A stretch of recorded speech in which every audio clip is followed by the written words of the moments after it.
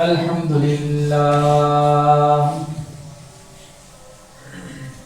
لله نحمده ونستعينه ونستغفره ونؤمن به ونتوكل عليه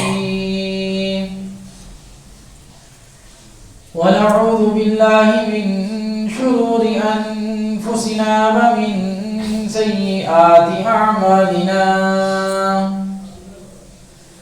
من يهده الله فلا مضل له ومن يضلله فلا هادي له ونشهد أن لا إله إلا الله وحده لا شريك له ونشهد أن سيدنا وسندنا ومولانا محمدا عبده ورسوله صلى الله تبارك وتعالى عليه وعلى آله وأصحابه وبارك وسلم تسليما كثيرا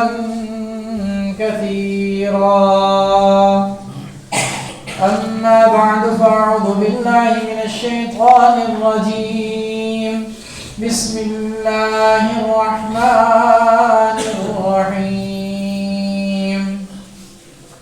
يا بني آدم قد أنزلنا عليكم لباسا يواري سوآتكم وريشا ولباس التقوى ذلك خير آمنت بالله صدق الله مولانا العظيم وبلغنا رسوله النبي الكريم ونحن على ذلك لمن الشاهدين والشاكرين والحمد لله رب العالمين. تمام تعریفیں رب کائنات کے لیے جس نے اس کارخانے عالم کو وجود بخشا. درود و سلام جناب نبی کریم صلی اللہ علیہ وسلم پر جنہوں نے اس دنیا میں آ کر حق کا بول بالا کیا.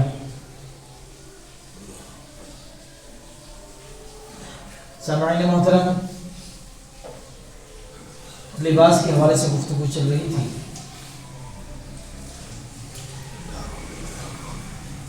کہ لباس کا پہلا مقصد وہ ستر کا چھپانا ہے، اور لباس کا دوسرا مقصد وہ خود کے لیے راحت کا وہ سامان بنے، اور جس میں انسان خود اپنا سکون حاصل کرے اس طرح کا لباس ہونا چاہیے. تھوڑے سے ان دو مقاصد پہ بات کر کے پھر انشاءاللہ تیسرے مقصد کی طرف چلتے ہیں. لیکن گناہ دو طرح کے ہوتے ہیں. ایک وہ گناہ ہے جو سب کے سامنے کیا جاتا ہے، اعلانیہ کیا جاتا ہے، بتا کے کیا جاتا ہے، اس کے اوپر کوئی شرمندگی نہیں ہوتی اور وہ انسان ٹھیک سمجھ کے کر رہا ہوتا ہے. ایک تو یہ گناہ ہے. ایک گناہ وہ ہوتا ہے جو انسان چھپ کے کرتا ہے، اس سے اس بات کا بھی احساس ہے کہ یہ گناہ ہے،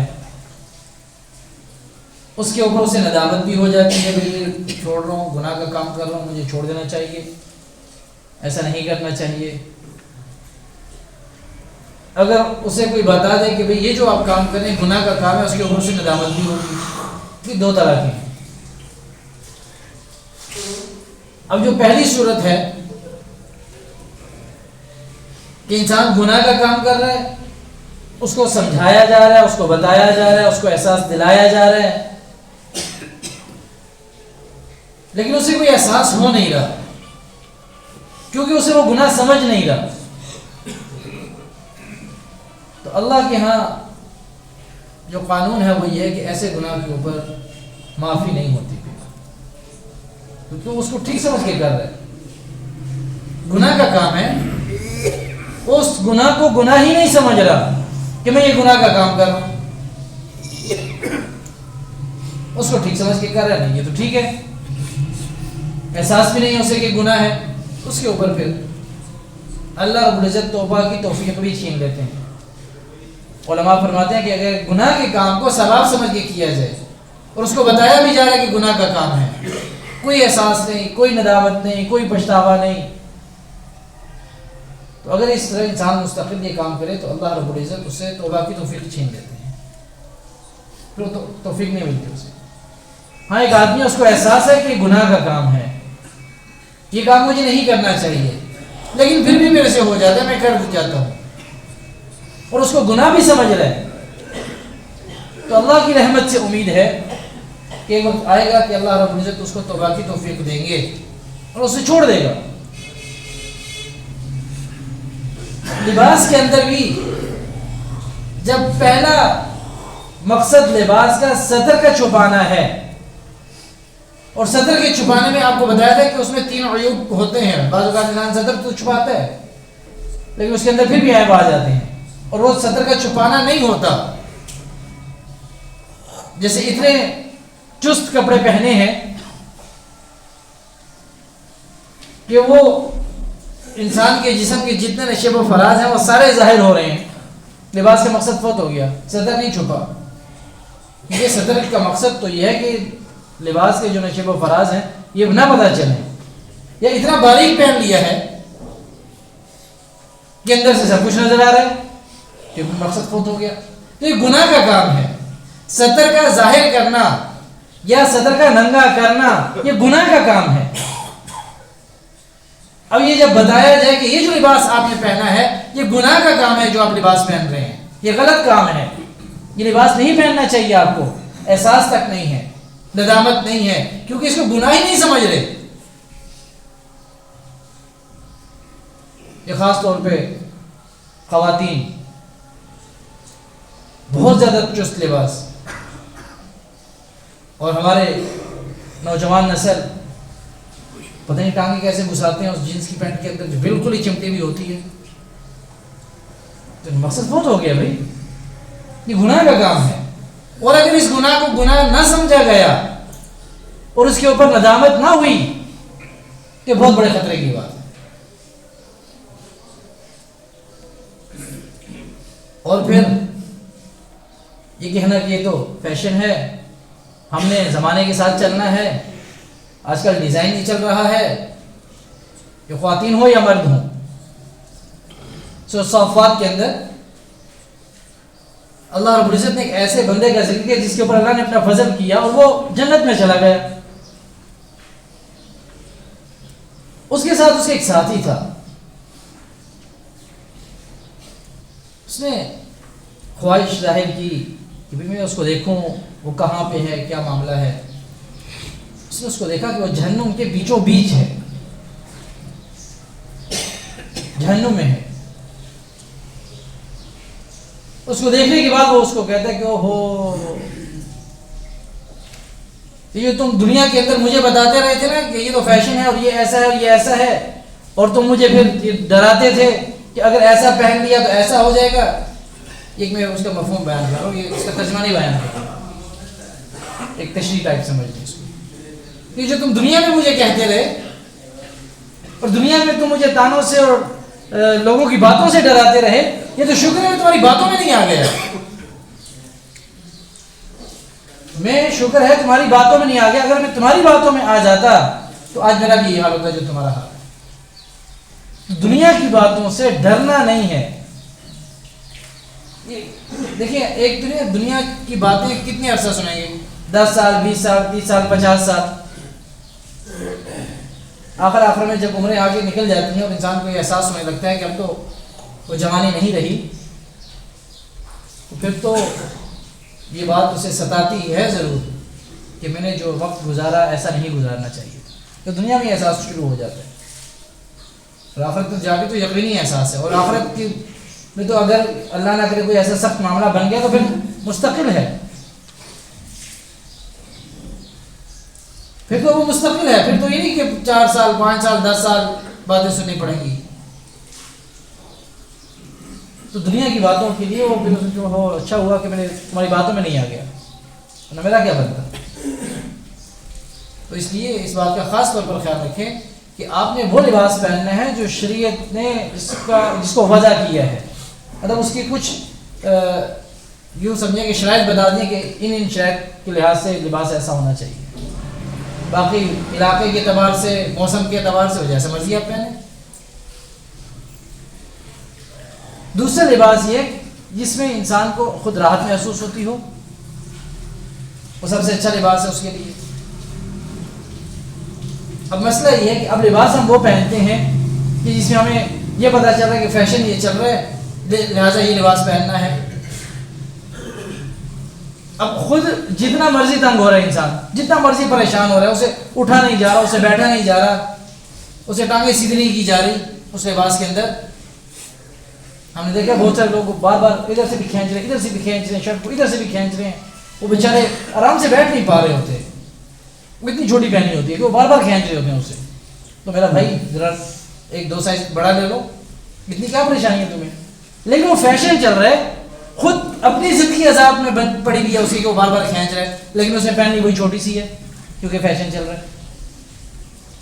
اور عورتوں کا تو اللہ تعالیٰ معاف فرمائے حالت یہاں تک پہنچ گئی ہے، پہلے تو ہم یہ سنتے تھے کہ شادی کے موقع کے اوپر لباس دوسرا ہونا چاہیے، کہ کیا کہیں گے جی فلاں موقع پہ بھی فلاں اچھا موقع تھا اس پہ بھی یہی لباس پہنا ہوا ہے، اب پھر یہی لباس پہن لیے اس نے، اس کے پاس تو لباس ہی کوئی نہیں ہے۔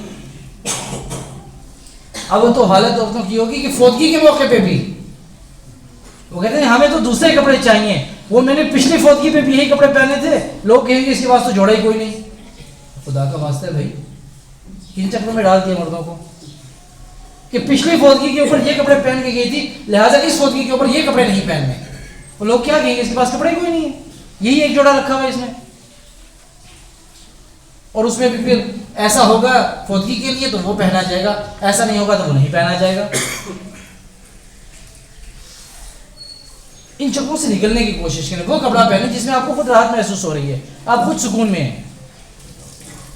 ہاں اگر کہیں سے تحفہ مل جائے جس میں آپ خود کو آرام دہ محسوس نہیں کر رہے تو ایک آدھ دفعہ کسی کی حوصلہ افزائی کے لیے انسان پہن لے اور اس کے بعد اس کو چلتا کرے۔ حضرت مولانا اشرف علی تھانوی رحمۃ اللہ علیہ کا واقعہ لکھا ہے حضرت مفتی تقی عثمانی صاحب حفظہ اللہ نے، اور انہوں نے اپنے والد صاحب سے نقل کیا حضرت مفتی شفیع صاحب رحمۃ اللہ علیہ سے۔ وہ فرماتے ہیں کہ ان کی 2 بیویاں تھیں، وہ حضرت تھانوی صاحب رحمۃ اللہ علیہ کی، ایک بڑی اور ایک چھوٹی، اور بڑی جو تھی وہ کیونکہ تھوڑے سے پہلے وقتوں کی تھی اور زیادہ دھیان رکھنا، زیادہ خیال رکھنا، مزاج کے حوالے سے بھی باقی اعتبار سے بھی راحت کا خیال رکھنا ان کی طبیعت کے اندر زیادہ تھا، جو چھوٹی والی تھی ان کی طبیعت کے اندر ذرا کم تھا۔ تو جو بڑی والی تھی انہوں نے ذہن میں بس آ گیا کہ حضرت کے لیے کوئی اچھا سے جوڑا سی لیتے ہیں۔ فرماتے ہیں اس وقت اس کپڑے کا نام تھا آنکھ کا نشہ، ایک اچھا سا کوئی کپڑا چلا تھا، اس کا نام تھا آنکھ کا نشہ، کپڑے کا نام تھا۔ کہتے ہیں وہ کپڑا لے لیا انہوں نے اور اس وقت پھر سلائی کرنا اس کو شروع کر دیا۔ اب مشینیں تو تھی نہیں، ہاتھ سے سلائی کر رہی ہیں، اور پورا رمضان بھی اسی کے اندر گزار دیا کہ بھئی عید آئے گی تو عید پہ یہ پہنیں گے۔ رمضان بھی گزر گیا، اب وہ عید کے موقع کے اوپر کپڑے دیے حضرت کو، حضرت جی آپ کے لیے سیے ہیں، آپ نے عید کی نماز انہی کپڑوں میں یہی کپڑے پہن کے اپنی عید کی نماز پڑھانی ہے۔ اب وہ فرماتے ہیں کہ میں نے وہ کپڑے تو پہن لیے، میرے مزاج کے خلاف تھے، میری طبیعت کے تھے نہیں، اب وہ پہن تو لیے میں نے، اور راستے میں بھی سوچتا جا رہا ہوں کہ لوگ کیا کہیں گے یہ کیسا کپڑا مولوی صاحب نے پہن لیا، بھائی اپنے بھی مزاج کے خلاف ہے، طبیعت کے بوجھ بھی بن رہا ہے، لیکن اب گھر والے کی دلجوئی کے لیے، اس کی خوشی کے لیے بس پہنے ہوئے ہیں۔ کرتے کرتے کہہ رہے ہیں نماز پڑھائی، نماز کے بعد ایک صاحب نے کہا کہ مولوی صاحب یہ کپڑا جو آپ نے پہنا ہے نا، یہ جو لباس آپ نے پہنا آپ کے ساتھ بالکل اچھا نہیں لگ رہا۔ انہوں نے کہا بھائی میں بھی یہی سمجھتا ہوں کہ میرے ساتھ اچھا نہیں لگ رہا، تو لہٰذا یہ جو ہے نا میں آپ کو ہدیہ کر دیتا ہوں، تو لباس انہوں نے ان کو ہدیہ کر دیا۔ اگر کہیں بندہ پھنس جائے، اور گھروں کے معاملے میں بندہ زیادہ پھنستا ہے، پھر اگر کہیں پھنس جائے اور ایسے کپڑے مل جائیں جو مزاج کے خلاف ہوں، لیکن یہ بات یاد رکھیے لباس کے بنیادی مقاصد کے خلاف کی بات نہیں کر رہا، لباس کے جو بنیادی مقاصد ہیں ان کے خلاف کی بات نہیں کر رہا، مزاج کے خلاف کی بات کر رہا ہوں۔ اس کے خلاف آ جائیں تو حوصلہ افزائی کے لیے ایک آدھ دفعہ پہن لینے چاہیے، اس میں کوئی مذائقہ اور حرج نہیں ہے۔ اور اگر اللہ نے وسعت دی ہے کہیں سے آگے اسی طریقے سے تب بھی پہن لینے چاہیے. لوگ کہتے ہیں جی حضرت امام مالک رحمۃ اللہ علیہ کے حوالے سے کہ وہ تو روزانہ نیا کپڑا پہنتے تھے. آپ ہمیں سمجھاتے ہیں جی کپڑے یوں ہونے چاہیے, کم ہونے چاہیے, ایسا ہونا چاہیے. وہ تو روزانہ ایک نیا جوڑا پہن رہے ہیں بھائی. تو بات یہ ہے کہ وہ بتاتے ہیں کہ میرے ایک مرید ہیں, ان کی یہ خواہش ہوتی ہے کہ میں روزانہ نیا کپڑا پہنوں, نیا جوڑا پہنوں. تو سال کے شروع میں ہی 360 جوڑے لا کر رکھ لیتے ہیں میرے لیے, اور ان کی یہ خواہش ہے کہ میں روزانہ نیا جوڑا پہنوں. تو میں ایک جوڑا پہن لیتا ہوں, وہ جب اتارتا ہوں اسے صدقہ کر دیتا ہوں, دوسرا جوڑا پھر اگلے دن پہن لیتا ہوں, پھر وہ صدقہ کر دیتا ہوں, پھر تیسرے دن تیسرا جوڑا, چوتھے دن چوتھا جوڑا, اسی طریقے سے کرتے کرتے پورا سال نیا جوڑا پہنتا ہوں, اور ایک اگلا جوڑا جو ہے وہ میں صدقہ کرتا رہتا ہوں. تو اگر اس طرح سے کہیں سے مل جائیں تب بھی ٹھیک ہے. تو بہرحال اپنے آپ کو مشقت میں ڈال کے, اپنے آپ کو تکلیف میں ڈال کے نئے نئے جوڑے پہننا, نئے نئے ڈیزائن کا استعمال کرنا, یہ کسی طور پہ بھی درست نہیں ہے. تیسرا مقصد لباس کا تیسرا مقصد یہ ہے کہ اس کے اندر مشابہت نہیں ہونی چاہیے کسی غیر کی, کسی غیر مسلم کی مشابہت اس لباس میں نہیں ہونی چاہیے. اب مشابہت بھی مختلف طرح کی ہے. ایک وہ مشابہت ہے کہ آپ نے ایک حرام کام کے اندر مشابہت اختیار کی, وہ تو 100% حرام ہے. ایسے کام کے اندر مشابہت اختیار کی جو پہلے سے ہی حرام تھا, اس کے اندر اب غیر کی مشابہت اختیار کرتے ہیں کہ میں ان جیسا لگوں گا, لوگ مجھے ان جیسا سمجھیں گے, اور میرا کوئی اسٹیٹس اپ ہو جائے گا, اور حرام کام کے اندر مشابہت کر رہے ہیں. تو یہ حرام ہے, یہ پہلے بھی حرام تھا, اب بھی حرام ہے, اس کے اندر کوئی دو رائے ہے نہیں, یہ حرام کام کے اندر ہے. دوسری مشابہت وہ ہے کہ آپ نے مشابہت اختیار کی, اس میں کوئی حرام کام نہیں ہے, لیکن بس وہ مشابہت ہے ان کے ساتھ, غیروں کے ساتھ. اس کو بھی اچھا نہیں سمجھا گیا کہ یہ بھی ٹھیک بات نہیں ہے, یہ مشابہت بھی نہیں ہونی چاہیے, اور ارادتاً آپ نے کی ہے. مشابہت حرام کام کے اندر نہیں ہے, کام جائز ہے, کام جائز ہے, لیکن ارادتاً آپ کر رہے ہیں. ایک طرح کے حرام ہے, وہ تو ہے ہی حرام, اس میں تو کوئی بات ہی نہیں ہے. دوسرا یہ کہ وہ حرام نہیں ہے, لیکن آپ ارادتاً وہ مشابہت اختیار کرتے ہیں کہ میں ان جیسا لگوں گا, یہ بھی درست نہیں ہے. یہ بھی بالکل درست نہیں ہے کہ آپ حلال کام میں ارادتاً ان کی مشابہت اختیار کریں. اور ایک یہ ہے کہ آپ حلال کام میں مشابہت اختیار کر رہے ہیں لیکن ارادتاً نہیں کر رہے, آپ کا ارادہ نہیں ہے, مشابہت ہو گئی بس ٹھیک ہے, ہو گئی, نہیں ہوئی تو نہ ہوئی, بات ختم. تو جو پہلی دو ہیں ان کے اوپر تو ایک تو ٹوٹلی حرام ہے, مکمل طور پر حرام, اور دوسری کے اندر بھی شریعت اس کی اجازت نہیں دیتی حلال کام کے اندر بھی غیر مسلموں سے مشابہت اختیار کرنا. اب آپ دیکھیں 10 محرم کا روزہ,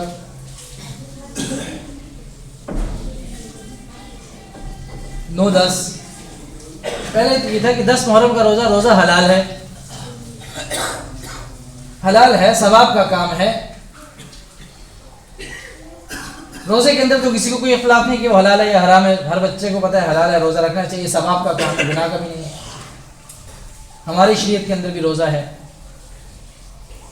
لیکن آپ نے صلوات والسلام نے جب یہ بات کہی کہ آپ نے یا تو 10 کے ساتھ 9 کا رکھنا ہے یا 10 کے ساتھ 11 کا رکھنا ہے, صرف 10 کا روزہ نہیں رکھنا آپ نے. وہ اسی وجہ سے کہی تھی کہ اگر ہم صرف 10 کا روزہ رکھتے ہیں تو یہ ہماری غیر مسلموں کے ساتھ مشابہت ہوگی. بنی اسرائیل کے ساتھ جب انہوں نے, اللہ رب العزت نے انہیں نجات دی فرعون کے غضب سے اور اس کے ظلم سے, تو اس خوشی میں وہ لوگ روزہ رکھا کرتے تھے 10 محرم کا. تو آج اگر ہم بھی روزہ رکھتے ہیں صرف 10 محرم کا ہی ہے نا, اس کی ایک فضیلت پہلے سے بھی چلتی آ رہی ہے, بات کی بھی ہے 10 محرم کے روزے, اگر ہم یہ رکھ لیتے ہیں تو ہماری ان کے ساتھ مشابہت ہو جائے گی عبادت کے اندر. اللہ کے نبی کو عبادت کے اندر بھی غیر مسلموں سے مشابہت قبول نہیں ہے. تو آپ اندازہ لگائیں کہ باقی کسی اور معاملے میں غیر مسلموں سے مشابہت کیسے قبول ہوگی. تو لباس کے اندر جو تیسری بات کی ہے کہ لباس میں مشابہت بھی نہیں ہونی چاہیے، اس حوالے سے انشاءاللہ تفصیل کے ساتھ گفتگو ہوگی، سنتے رہیں۔